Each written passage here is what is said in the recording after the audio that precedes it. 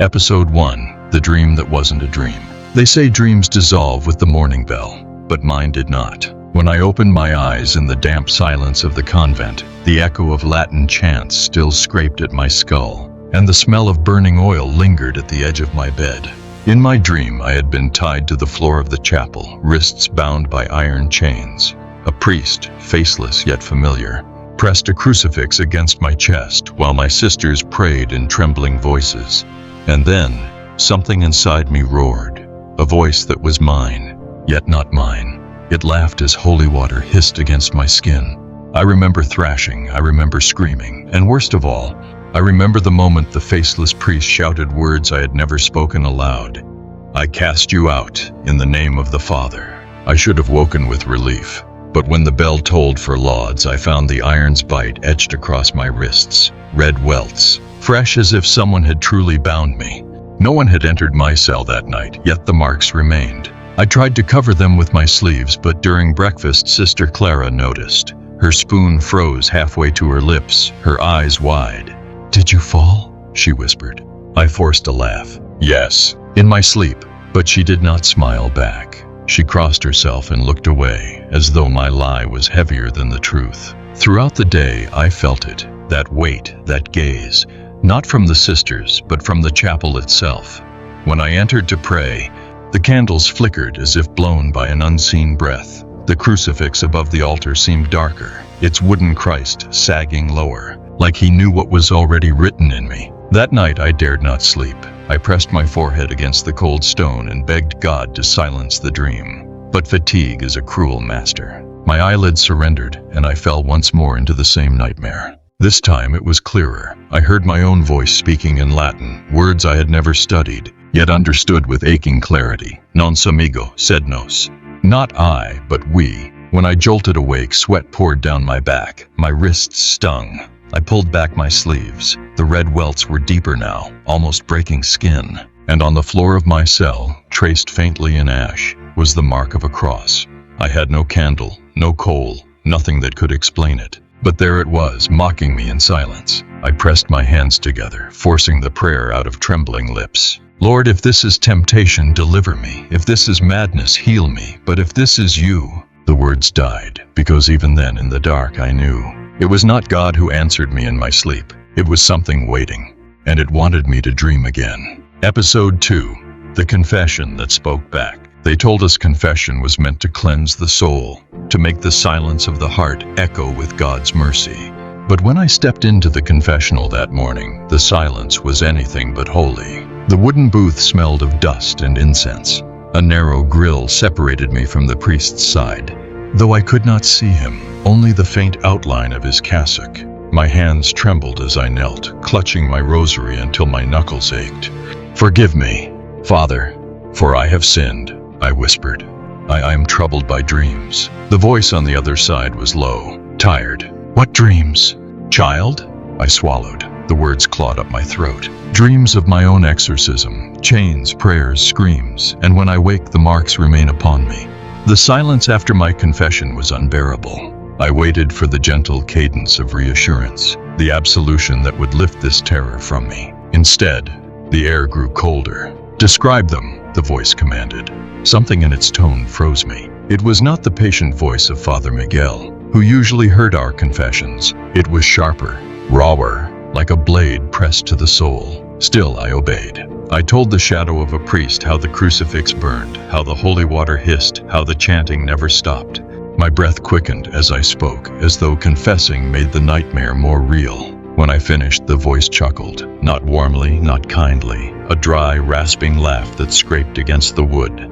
"My child," it murmured, "those are not dreams. They are rehearsals." My blood ran cold. "Rehearsals for what?" I asked, my voice cracking. The shadow leaned closer. Though I could not see his face, I felt his breath seeping through the grill. "For the day they will tear you apart to set me free." I stumbled back, pressing against the confessional wall. My rosary slipped from my hand, beads scattering across the floor. This is not Father Miguel," I whispered. The laugh came again, deeper now, echoing as if the booth itself was alive. "No, child, it is you. It has always been you." I burst from the confessional, slamming the wooden door behind me. The chapel was empty. No priest, no sisters. Only rows of candles flickering violently, their flames bending toward me as though reaching for my skin. I ran to the altar, collapsing before the crucifix. "Lord, deliver me," I cried. My own voice echoed strangely, as if another spoke with me in unison. The doors creaked open behind me. Father Miguel entered, startled by my weeping form. "Child, what are you doing here alone?" he asked gently. I turned toward him, desperate for comfort, but froze. The grill of the confessional was still ajar, yet the seat on the other side was empty. Empty. And still, I swear I heard breathing. Episode 3. The Psalms That Burned. They told us Scripture was a shield, that every word of the Psalms was a fortress against the devil's schemes. But when I opened the book that night, the words did not protect me. They burned me. The convent's chapel was hushed, save for the low hum of candlelight. I had come alone, kneeling on the cold stone floor, desperate to bury my mind in holy verses. My hands shook as I opened the Bible, searching for comfort in Psalm 23, "The Lord is my shepherd, I shall not want." But the ink seemed darker than it should be, as if it had been written only moments ago. The letters rippled, alive, and when I touched the page, the paper sizzled against my skin. I gasped and drew back. My fingertips smoked. A thin red welt appeared across them, as though the word itself had branded me. I should have stopped. I should have closed the book. But something compelled me, a whisper not from outside, but inside, coiling around my thoughts. "Read." My lips trembled as I spoke the next line aloud. "He maketh me to lie down in green pastures." At once the letters began to glow faintly, red as embers. The heat grew unbearable. I dropped the Bible, and when it struck the floor, its pages flared, edges blackening though no flame touched them. I backed away, clutching my hand, but the chanting rose again, soft, distant, the same Latin from my dreams. Only now, it came from the Bible itself. The words blurred, rearranging, until they spelled something I had never seen before. "The none who prays shall burn." I froze, my breath caught in my throat. That phrase had no place in Scripture, yet there it was, inked in fire. The door creaked. I turned sharply. Sister Clara stood at the threshold, her face pale in the candlelight. "What are you doing?" she whispered. I pointed at the Bible, but when she stepped closer, the pages lay still, blackened at the edges, but harmless, ordinary. You don't see it?" I stammered. She shook her head, eyes darting toward me with something colder than fear. "Pity. Maybe you should rest," she murmured, retreating as if my presence alone was dangerous. When she left, the chapel returned to silence. Yet the ashes of the page drifted toward me, carried on a wind that had no source. They clung to my skin like black snowflakes, melting into my flesh until my palm bore a faint cross-shaped scar. I pressed it against my chest, trembling. I wanted to scream, but I dared not, because I knew, if I made a sound, something would answer. That night, as I lay in my cell, the scar burned hotter, as though the words of the psalm had followed me. I closed my eyes, praying for sleep, but I heard it again, the whisper, low and cruel, threading itself through my prayer. "Next time, it will not be your hands that burn. It will be your tongue." Episode 4. The Mirror in the Chapel. They say mirrors reveal truth, but the one I found in the chapel showed me something I should never have seen. It was an old relic, hidden behind a veil of dust in the farthest corner, where no sister lingered. I had never noticed it before, though I had prayed in that chapel countless times. A tall, cracked mirror, its frame carved with angels whose eyes were eroded by age, as if they'd been weeping for centuries. That night, drawn by something I could not name, I uncovered it. My reflection blinked back at me, pale and trembling, habit hanging loosely over my shoulders. At first it was only me, frightened, exhausted, but then the glass shivered. My reflection smiled. I had not. I staggered back, heart pounding. My mirrored self lifted her hand slowly, pressing her palm against the glass. My hand, limp at my side, refused to move, yet hers beckoned. "Who are you?" I whispered. Her lips curved wider, though no sound came. She turned her head ever so slightly, and when she opened her mouth, a shadow slipped from her tongue, thick and writhing, like smoke alive. I should have fled, but the sight rooted me in place. My knees buckled as her body in the glass twisted unnaturally, shoulders bending backward, spine arched as if possessed by a strength no human should bear. And then, In perfect silence, my reflection began to pray. The words, I knew them, the litany of the saints, but she chanted them backward, each name mangled, each prayer inverted. My ears rang, though no sound filled the air. Stop, I begged. Please, stop. The mirror cracked down the middle. My reflection's face split with it, yet her eyes glowed through the fissures. She lifted her crucifix and held it upside down. At that moment, a sharp pain knifed through my chest. I collapsed to the floor, clutching my ribs as though they had been struck from within. The chapel grew colder, shadows thickening in the corners. And then, Sister Clara's voice. What are you doing here? I turned sharply. She stood in the doorway, her candle trembling in her hands. Why are you staring at nothing? I looked back. The mirror stood dull and cracked but empty. No reflection at all. Not hers, not mine. Just a void where glass should have been. Clara crossed herself, eyes wide. That mirror has been broken for years, she whispered. No one sees themselves in it. I wanted to argue, to scream the truth, but my throat locked. Because even as the mirror stood lifeless to her eyes, I could still feel the other me watching from the other side. That night, when I closed my eyes, I dreamed not of chains, not of fire, but of hands, pale and cold, pressing against glass, waiting for the moment they could finally reach through. Episode 5. The Priest Who Feared Her. Faith is meant to steady a soul, but I saw fear in the priest's eyes, and it was aimed at me. Father Miguel had always been patient, a man whose presence softened the edges of silence in the convent. But after the dreams, the burns, and the mirror that betrayed me, I needed his guidance. I thought he would anchor me back to God. I was wrong. That morning, I entered the chapel for confession, the rosary knotted tight around my wrist. Father Miguel stood at the altar, adjusting the candles. When he saw me, he hesitated. His hand trembled, spilling hot wax down the brass holder. Child, he said, voice clipped, you should rest. You look unwell. I stepped closer. Father, I need your help, please. He backed away from the altar. I had never seen him recoil before, as though my presence carried contagion. My chest ached at the sight. Last night, I whispered, I saw myself in the mirror. But it wasn't me. It smiled, it prayed backward. Father, it... Enough! His voice cracked across the chapel, echoing against the stone walls. I froze, words dying on my tongue. His eyes, oh God, his eyes. They were filled not with compassion, not even with doubt, but with horror. I know what you saw, he said, lowering his voice. I know, because I saw it too. My breath caught. What do you mean? He leaned closer, though his body trembled as if fighting the urge to flee. I woke in the night to pray. I passed your cell, and through the crack of your door, I saw you kneeling. I nodded. Yes, I was praying. He shook his head violently. No, you were kneeling backward. Your head bent where your feet should have been.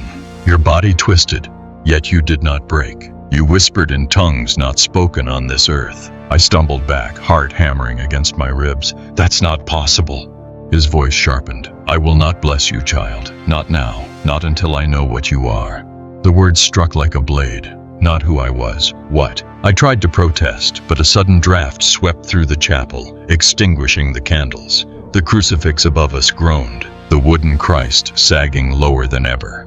The silence thickened until even breathing felt like blasphemy. Father Miguel clutched his stole, stepping away as if the cross itself warned him. His lips moved, but no words came. Then, finally, he whispered, trembling, I fear heaven has abandoned you. The air split with the sound of shattering glass. The broken mirror in the corner had fractured further, cracks crawling like veins across its surface. I turned toward Father Miguel, desperate for comfort, for prayer, for anything. But he was already retreating down the aisle, eyes wide, his footsteps echoing like a man fleeing the devil himself. And for the first time, I wondered if perhaps he was right, if the church had already left me to something else. Episode 6. The Whisper Beneath the Cross. They say the cross is a symbol of protection, but that night, kneeling beneath it, I realized some voices hide even there. The chapel was empty. The sisters had retired, their chants fading into the dormitory walls. I lingered, restless, unable to surrender to sleep.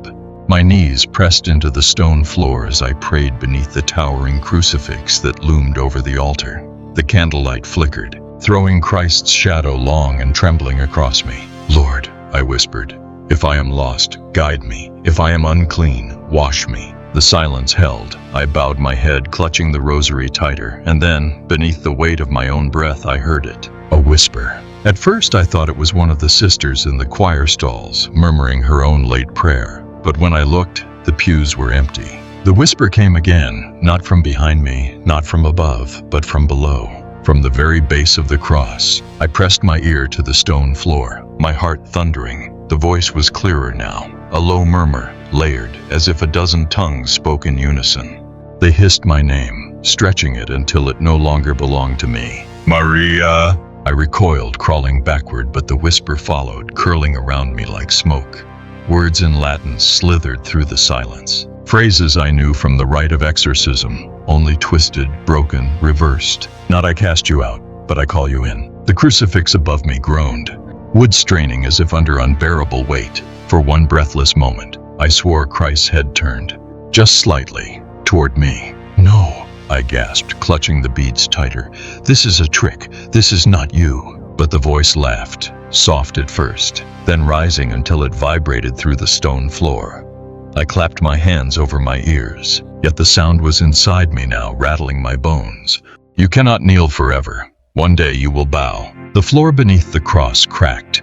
A thin line split the stone, spreading like a wound. The whisper rose through it, carrying with it a scent of sulfur and blood. "Stop!" I cried, slamming my palm against the floor as if I could seal it shut. The moment I touched the crack, heat surged through me. My skin blistered, and I pulled back with a scream. Across my palm, another mark had seared itself, a smaller cross, inverted this time, glowing faintly in the dark. The whisper subsided, vanishing as quickly as it had begun. Only silence remained, heavy and suffocating. I staggered to my feet, chest heaving. The chapel looked unchanged. The candles flickered as though nothing had happened. The crucifix hung still, motionless, but the crack remained. And when I leaned closer, I saw it. Not stone, not shadow, but something wet, pulsing faintly beneath, as if the chapel floor itself had veins. I stumbled back, clutching my burned hand, and whispered the only prayer I could still remember. "Deliver me from evil." But in the silence that followed, I knew evil was already listening. Episode 7, The Sacred Sleep. Sleep was supposed to be a mercy, but in my cell it became a battlefield. After the whisper beneath the cross, I swore to myself I would not dream again. I stacked my resolve like stones against a flood. I prayed aloud until my throat cracked. I pressed my nails into my palms until blood beaded. Anything to keep my eyelids from falling. But the body does not bargain with terror. Hours passed, and the silence of the convent pressed on me like a coffin lid. My breath slowed, my vision blurred, and finally, I collapsed onto the straw mattress, surrendering to the thing I feared most. Dream. This time I was back in the chapel, but the sisters surrounded me, their faces hidden beneath veils. Chains bound my wrists, biting into fresh wounds that already bled. Father Miguel stood above me, yet his eyes were black, hollow, as though someone else looked out from within him. "Begin," he commanded. The sisters chanted, but their words slurred into something inhuman. My body convulsed. I screamed for God, but another voice poured out of my throat, layered, guttural, shaking the very walls. "It is not I, it is we." I woke with a cry, heart hammering so violently I thought it might split my chest. My wrists stung. I pushed back my sleeves. The chains from the dream had etched themselves again into my flesh, this time deeper, purple and raw. I scrambled to my knees, searching for the rosary. It lay shattered on the floor, beads scattered like bones. I hadn't touched it. My breath trembled. I pressed my hands to my ears, but even awake I heard it, the chant still humming faintly, as if the dream had leaked into the walls of the convent. Desperate, I fled my cell and ran to the courtyard. The night air was sharp, but it did not cleanse me. The moon hung low, veiled in clouds, casting everything in a dim silver glow. And then I saw her. At the far end of the courtyard, another nun stood, her veil lifting in the wind. She was motionless, facing me. My heart leapt. I thought it was Sister Clara, come to comfort me. But as I stepped closer, my blood turned cold. Her body was rigid, her face pale, eyes rolled white. Her lips moved slowly, as though reciting my dream. The words I had spoken in the chapel, the demonic litany, were now spilling from her mouth. Her voice was mine, twisted back at me. I fell to the ground, clutching my stomach, sobbing. "Please," I begged, "take me. But leave them. Leave the others." The figure froze. The courtyard fell silent. And then, without sound, her body collapsed, crumpling like cloth, dissolving into shadow that bled into the stones. I was left alone, shaking, sleepless once more. And I knew then, the dreams were no longer confined to me. They were spreading. Episode 8. The Other Sisters. They once looked at me with kindness. But now, when I walked the halls, my sisters crossed themselves as if my shadow alone could stain them. It began after the night in the courtyard. Whispers followed me like a second veil. At meals, the long wooden tables seemed to bend away from me. When I sat, spoons paused, eyes lowered, and no one spoke until I finished my bread in silence. At first I told myself it was pity. Perhaps they had seen my trembling hands, my sleepless eyes. But then I noticed their rosaries. Whenever I passed, the beads cracked. Not once, not twice, but every time. Wooden beads split in half. Crucifixes fell from their cords. Sister Clara dropped hers during morning prayer. When it struck the floor, it shattered as if made of glass. She looked at me, not in surprise, but in dread. "You must leave us," she whispered that night, cornering me outside the chapel. Her eyes glistened with fear. "There is something in you. We all feel it." Her words pierced deeper than the chains in my dreams. "Clara," I begged, "I am still me. I am still your sister." But she shook her head, clutching her broken rosary. "Are you?" "Last night, I heard a voice outside my door. It was yours. But when I opened it, no one was there." I fell to my knees, grabbing her hands. "Then help me. Pray with me. Stay with me. Don't let me fall into this alone." For a moment, she softened.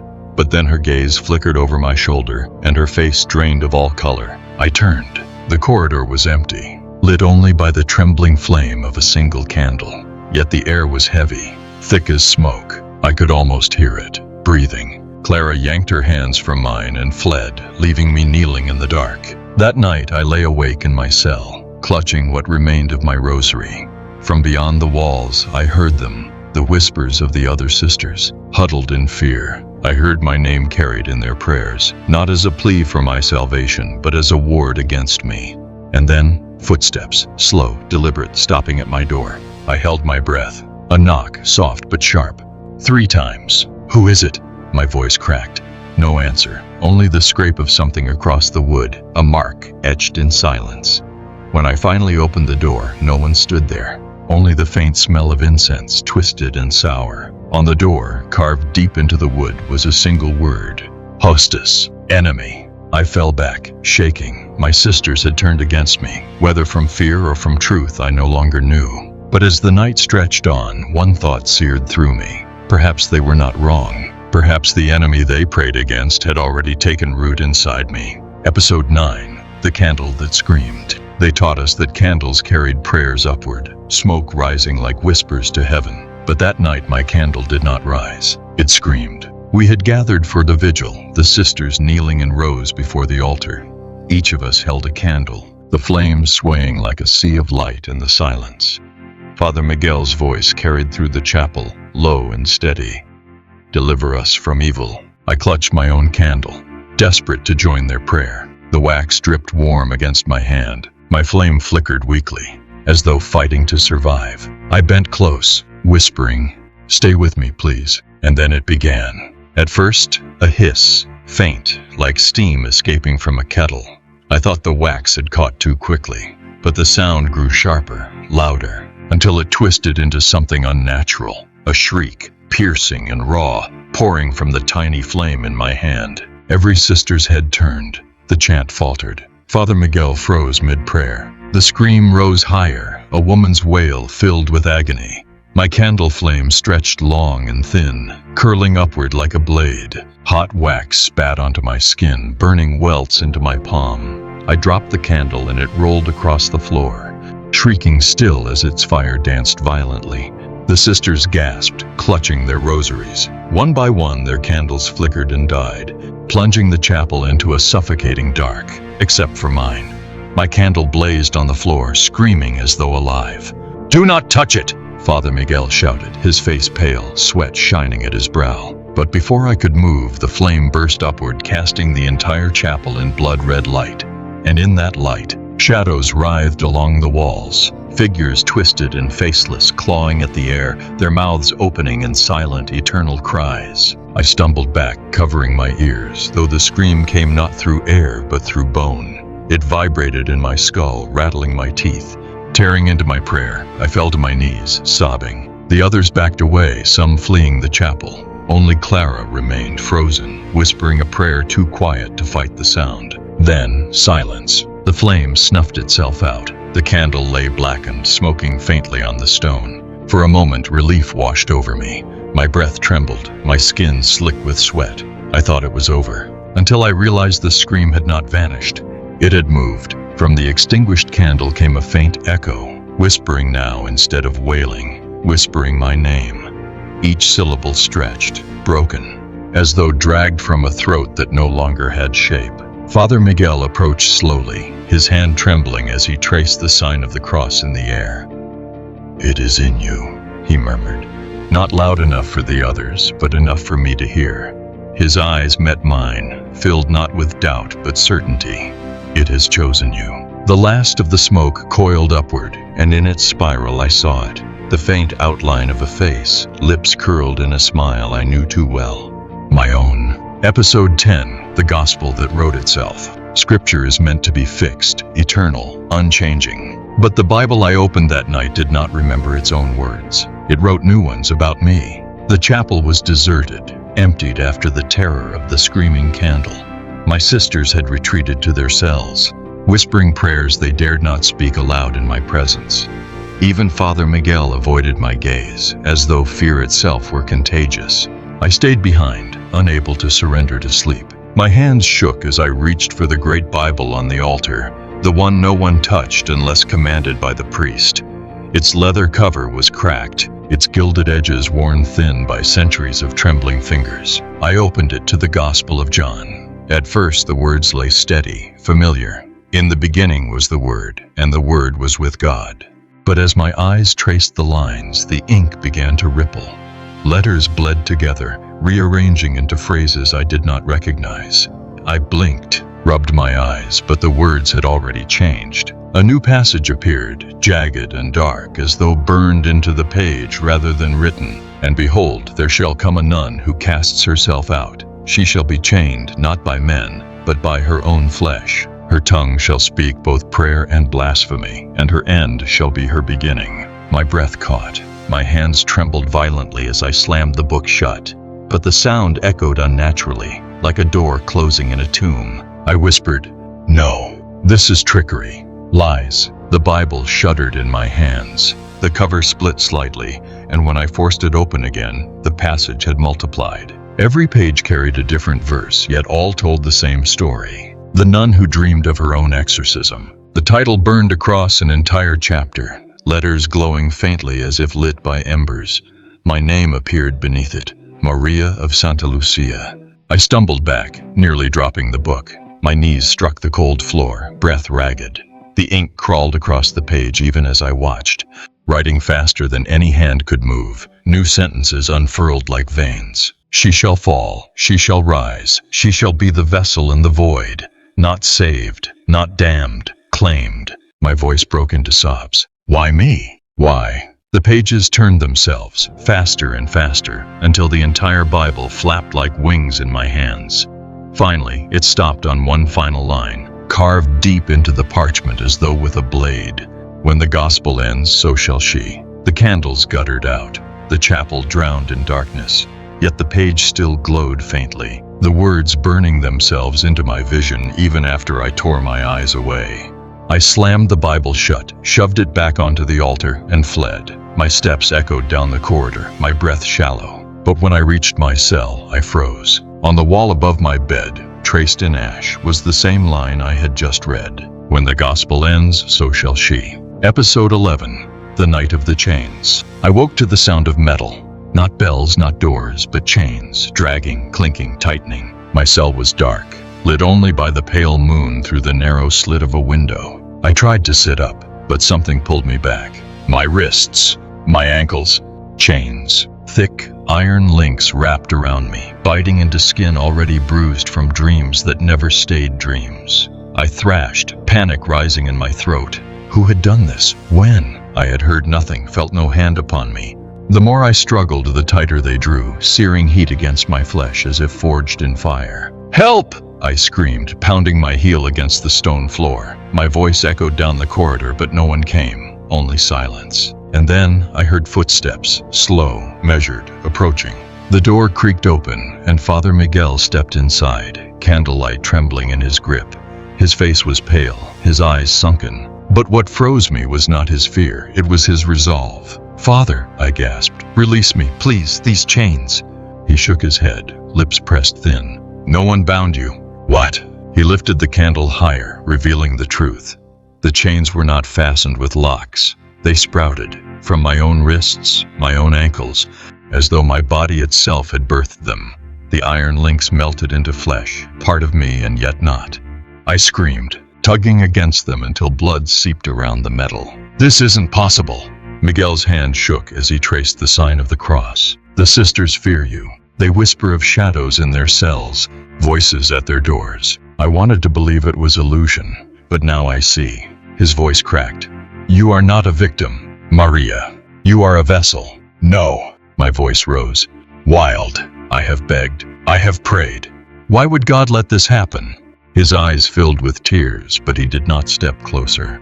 "Perhaps it is not God's will that moves in you." The candle flame guttered, nearly dying. The air thickened, heavy with a stench of iron and sulfur. From beneath the bed, I heard it, the faint scrape of more chains, dragging themselves into being. They slithered upward, curling around the legs of the bed, wrapping, climbing. My chest heaved as one coiled around my throat, not yet choking, but waiting. Miguel backed away, his face twisted in horror. "I cannot help you. Not now. The church must decide." "Father, please!" I sobbed, the chain at my neck tightening slightly. A warning. "Don't leave me like this." But he did. He fled, slamming the door shut, his footsteps retreating into silence. I was alone, alone with chains that breathed, chains that pulsed as though alive. And as the moonlight shifted, I swore I saw them spelling words across the floor, each link forming letters that glimmered faintly in the dark. Exorcism begins. Episode 12. The exorcism that began in a dream. I dreamed of the ritual before I lived it. But when I opened my eyes, I could not tell if I had woken at all. In the dream, I lay upon the chapel floor, chains coiled around me like serpents. The sisters stood in a circle, their faces hidden by veils. Father Miguel raised his trembling hand, clutching the crucifix so tightly the wood cracked. "Deliver this child," he cried, "from the spirit that defiles her." The sisters answered, their chants a wave of Latin, yet their voices were wrong, flat, metallic, echoing as though spoken through hollow mouths. My body arched, my teeth clenched. A roar tore from my throat, but it was not mine. I jolted awake, drenched in sweat. My cell was dark, silent. I laughed bitterly, whispering to myself, "Just another dream." Then I heard it. The same chant, faint at first but rising, not in my head this time, outside my door. "No," I whispered, heart pounding. "Not again." The door creaked open. A procession of sisters entered, candles in hand, their faces hidden beneath veils. Father Miguel followed, his eyes shadowed, his jaw set. It was the dream, step for step. "Bring her," he commanded. Hands seized me, pulling me from the bed. I struggled, screamed, but their grips were iron. They dragged me down the corridor into the chapel.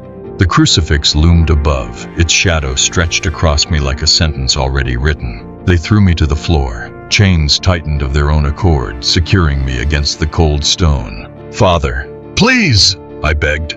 "Don't do this, I am still me." But Miguel's voice was steady, cold with conviction.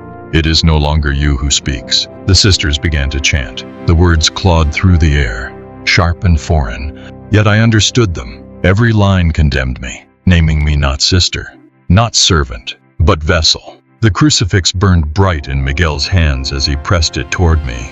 The metal seared my skin, a hiss of smoke rising from my chest. I screamed until my voice shattered, but the sound that followed was not my own. It laughed. a guttural, layered laugh that filled every corner of the chapel. The sisters faltered, some stepping back, but Miguel pressed on. "I cast you out." The voice cut him off, spilling from my mouth like poison. "You cannot cast out what she was born to be." My body convulsed, lifting from the floor, chains rattling like thunder. The sisters shrieked, clutching their rosaries. Miguel's face drained of all color, yet he clung to the ritual. "Lord, deliver her!"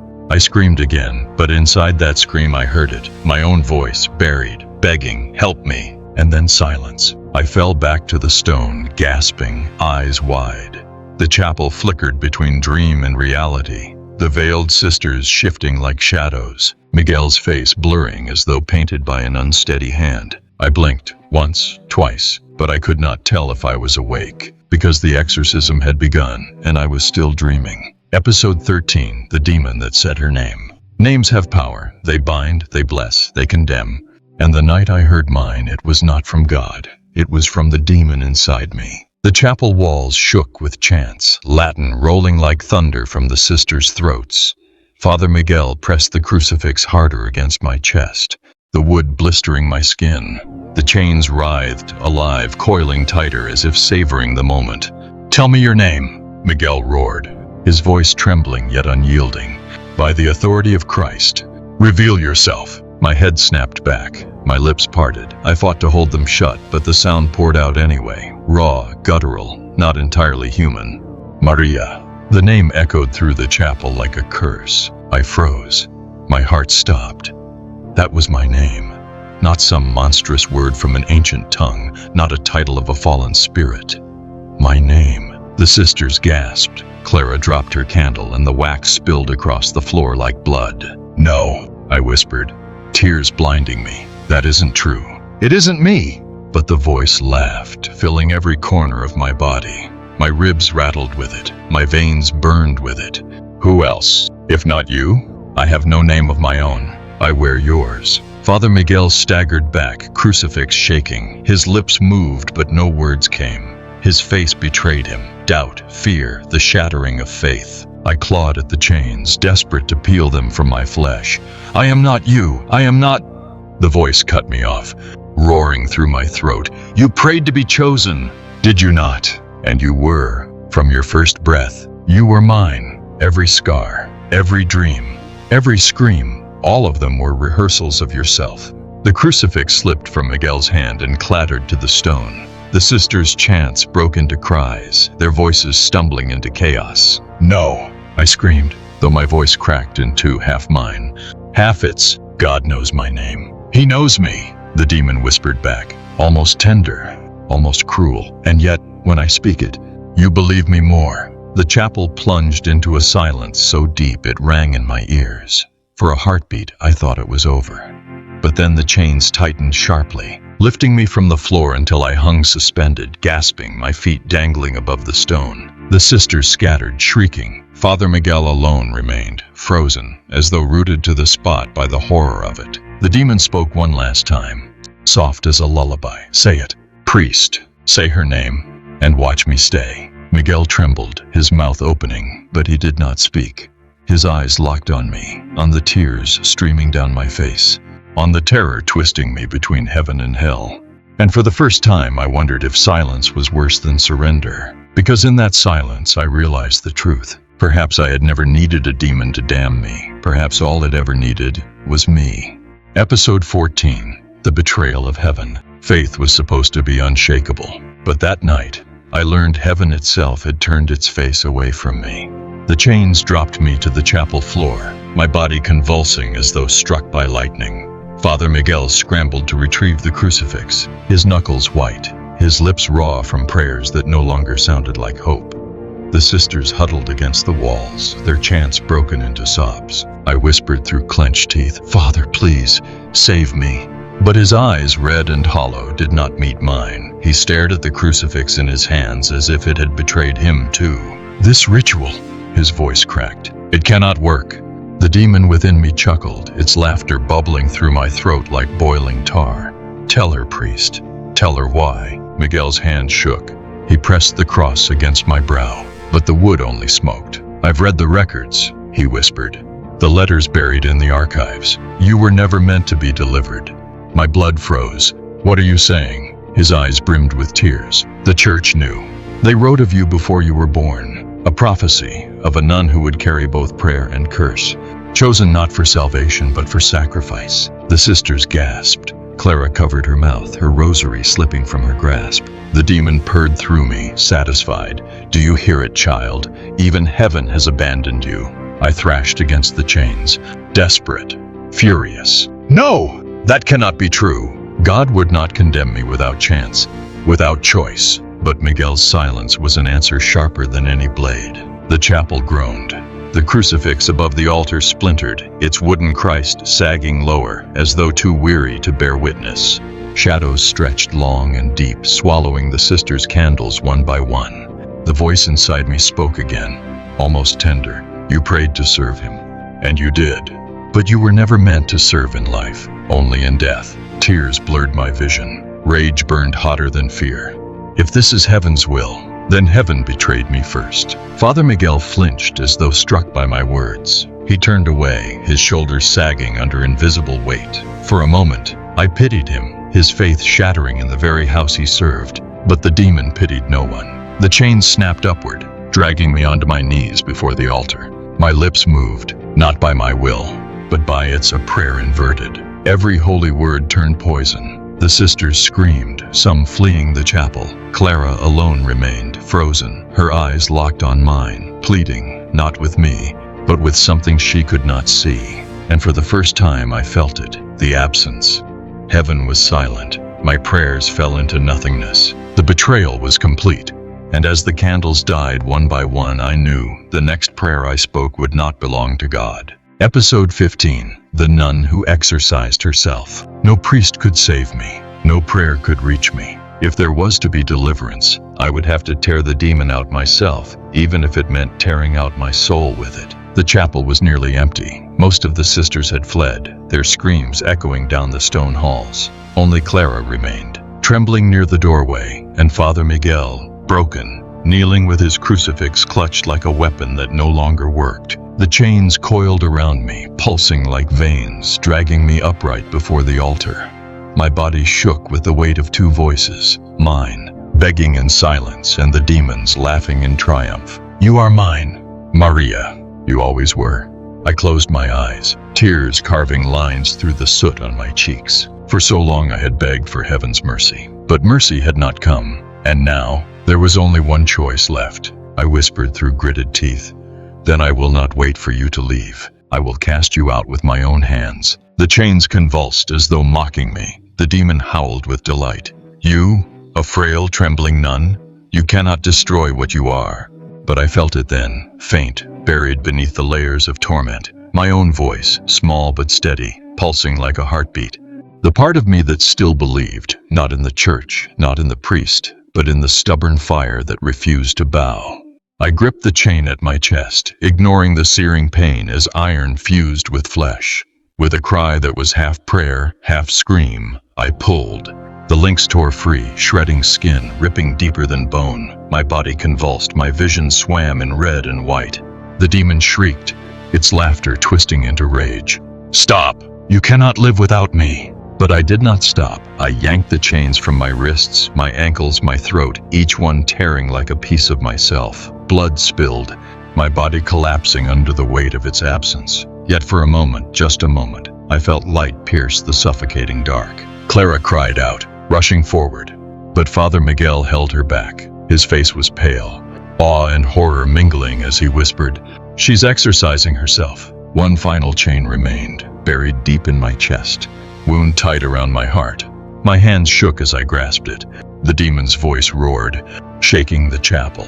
If you pull me out, you pull yourself out too. I smiled through tears. Then let us both burn. With all that was left in me, I ripped it free. The world exploded in white. A scream, mine, the demon's, perhaps both, tore through the chapel, shattering the crucifix above the altar. Candles burst into flame, then died, leaving only smoke. When silence fell, I lay crumpled on the stone floor. My body was still, my lips parted in a final prayer no one could hear.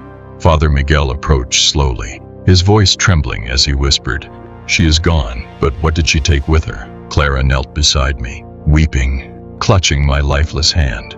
And though no sound passed my lips, she swore she heard it, faint, lingering in the air like ash. A whisper, my whisper. I am free. Epilogue: The chapel that would not rest. The convent never spoke of her again. Not by name. Not in prayer. Not even in whispers. The sisters boarded up the chapel where it happened, sealing the cracked crucifix behind rotting wood and dust. Father Miguel requested transfer to another parish, his sermons trembling, his faith eroded to embers. And Clara carried the silence like a wound, lips pressed shut every time someone asked about the night Maria died.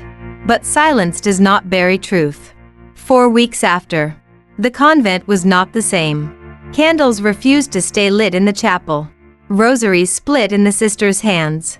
At night, footsteps echoed down the corridors, though no one walked them. And sometimes, when the sisters tried to pray together, their voices would break into two tones, one theirs, one lower, guttural, hidden beneath their words. They told themselves it was fear, trauma, the lingering shadow of evil. But Clara knew better. One night, unable to sleep, she crept into the sealed chapel. She pressed her hand against the boards, her tears soaking the wood. "Maria," she whispered, "if you are free, give me peace." The silence held. And then, so soft she thought she imagined it, came a reply, carried in the cracks of the boards. "I am free." Relief swept over her like water. She pressed her forehead to the door, sobbing. But when she drew back, her blood ran cold. Her rosary had cracked in half. The whisper came again, clearer now, curling around her like smoke. "I am free, and so are you." Clara fled, her bare feet slapping the stone, the broken rosary beads scattering behind her like breadcrumbs. She never entered the chapel again. Years later, the convent was abandoned. The walls caved. The roof collapsed. Travelers who passed by claimed they heard faint chanting at night, low and layered, rising from the ruins.